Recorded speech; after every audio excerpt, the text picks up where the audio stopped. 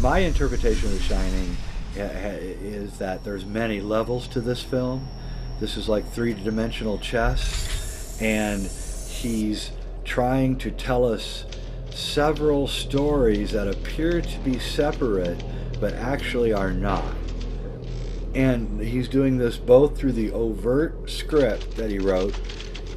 He's telling it through tricks of the trade, the subliminal imagery, and these constant retakes giving him odd angles and things. And he's also telling you through the changes that he made to the Stephen King novel. So if you watch those three things, you begin to understand this deeper story. And this deeper story has its birth, I guess, in the idea that Stanley Kubrick was involved with faking the Apollo moon landings.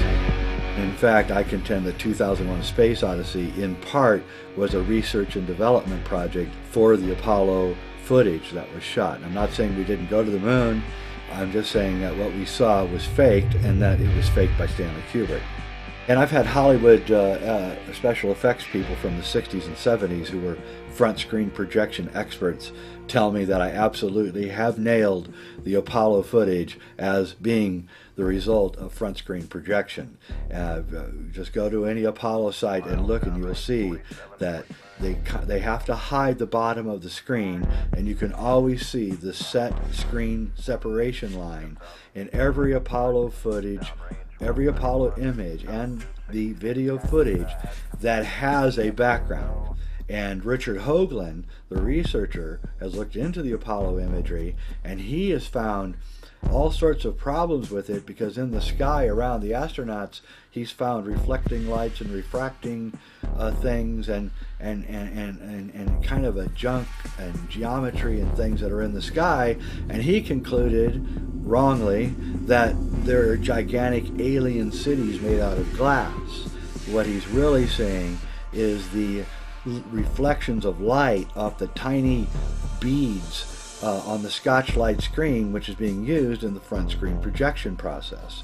And so once I nailed the front screen projection process inside the Apollo footage, then I became interested in seeing if Kubrick left any clues in the rest of his career to his possible involvement in faking the Apollo moon footage. And I was overjoyed about 2 years ago when I received my Blu-ray copy of The Shining, and I put it in my Blu-ray machine and sat down one night to watch it, and I realized that all of the things that one could imagine that Stanley Kubrick would have had to go through to fake the Apollo moon footage. And there in the movie, every time that Stanley deviated from the Stephen King novel, he deviated into those exact questions.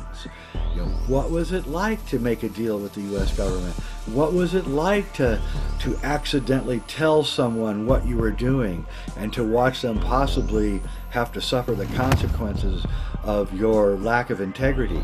What was it like to lie to your wife and tell her that you were doing one thing when you were doing another? What was it like when your wife found out what you were really doing?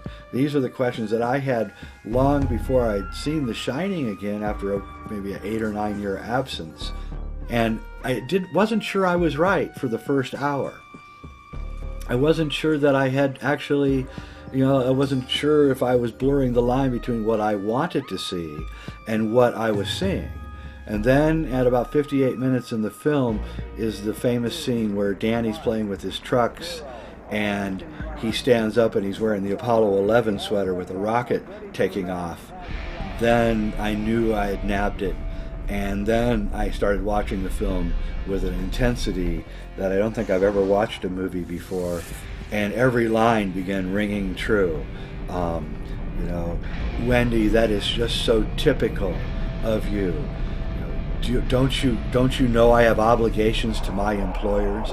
Do you have any idea what a contract is? Do you know what an agreement is? Jack Nicholson's whole tirade against his wife, that's Stanley. That's Stanley telling his wife that after she discovered what he was doing, which was the Apollo footage.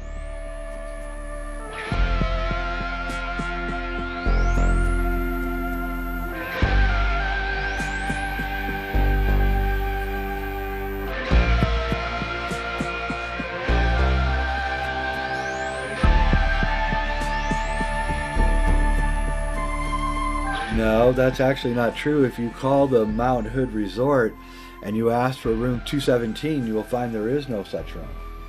So that's just not true. That statement's not true. And so Stanley was lying. It's not the reason that he changed the room number from 217 to 237. The reason that he changed it from 217 to 237 was because the room 237 in the film represents the moon landing stage where he worked. And the moon, the standard science textbooks said, and they still say, but now with lasers we've gotten a little better reading, but is that the mean distance of the moon from the Earth is exactly 237,000 miles. So he changed that so that you would understand that this was the moon room. So Danny stands up. He's got the Apollo 11 sweater on. He begins walking down the hallway towards room 237, and there's a key in the lock, and on the key is the words room and then the word NO, which is an old acronym for number, so room number 237, except that the only capital letters on the key are ROOM and then the N from the acronym NO.